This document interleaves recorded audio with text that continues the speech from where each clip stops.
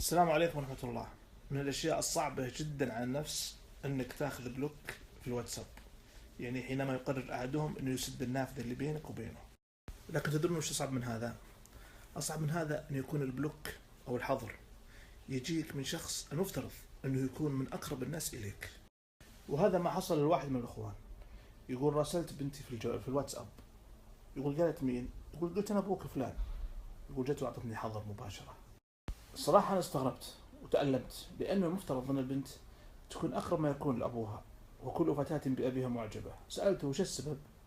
قال والله، يقول طلقت زوجتي وعندها البنت والولد وتزوجت بعدها. يقول ما بغيت أعلق نفسي بالعيال ولا يتعلقون فيني. يقول آخر مرة شفتها عمرها 2 سنين، والحين هي بالجامعة، هم في ديرة وأنا في ديرة. قلت والله يا أخي أنت ما يبي لك بلوك، أنت يبي لك بلك ولا عصا. بعض الناس فيه قوة قلب صراحة، وفيه وسع وجه.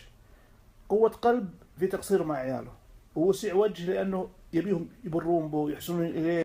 يا أخي أنت أخطيت عليها، أنت قصرت معها، أنت أسأت إليها، أنت تمتها وأنت حي، أنت حرمتها من أعظم ما تفتخر به الفتاة. أذكر من الأسئلة التي وردت للشيخ عبد العزيز بن باز، واحد يقول ولدي يعني عاقل فيني، يقول أني أنا طبعا مطلق أمه وهو صغير والحين ما يسلم علي. وكان من ضمن جواب الشيخ أن هذا قد يكون عقاب لك من الله، لأنك كنت مقصر معه ومقصر مع أمه. واسمعوا هذا شيء من جواب الشيخ. وأخشى يكون هذا عقوبة، أخشى يكون هذا عقوبة لأنك أسأت إلى أمه وإليه في الصغر ولم تقم بالواجب عليك من جهة النفقة ومن جهة الإحسان. طلقت أمه وهو صغير، فأخشى أنك لم تقم بالواجب من النفقة والإحسان، فصارت العقوبة معجلة، فعليك التوبة إلى الله. يقال أن رجل مسجون نادى السجان وقال أطلقني ولك 1000 دينار. رفض السجان. بعد فترة ناداه قال أطلقني ولك 500 دينار. رفض. لكن السجان استغرب، قال كيف تعرض في السنة الأولى 1000 دينار بينما في السنة الثانية 500 دينار، ومفروض أنها تزود ما تنقص. فقال السجين، قال السجين أنا عندي بنت صغيرة، في السنة الأولى كان ودي ألحق على سواليفها وخرابيطها وحديثها المكسر، بينما في السنة الثانية صارت أفصح وكلامها أوضح وخف ذلك التقصير في الكلام، لذلك عرضت مبلغ أقل. هذه القصة رسالة للإخوان الذين هم ليسوا مسجونين، لكنهم تخلوا عن أطفالهم بملء إرادتهم وبمطلق حرياتهم لأنهم طلقوا زوجاتهم.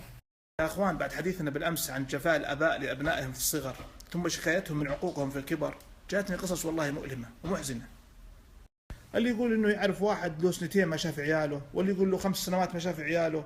لا، واحد من الاخوات تقول والله اني ارسلت صورة بنتي لابوها والله ما عرفها. يقول من هي هذه؟ لا، اخت تقول بناتي ما يعرفون ابوهن، لذلك كل رجال يمر عليهم يسمونه بابا. تقول ابوهم ما يدرون منه، حي موجود. يا اخوان، خافوا الله من العقوبة في اولاد. يا اخي، كما ان الله اوجب عليهم برك والاحسان اليك، كذلك اوجب الله عليك رعايتهم والقيام بشؤونهم، النفقة عليهم، تربيتهم. ثم ما تدري ما هي العقوبة التي الله يعاقبك بسببهم. يمكن الله يمحق البركة في مالك، يمحق البركة في عمرك، يبلاك في مرض في جسدك، يعقونك مع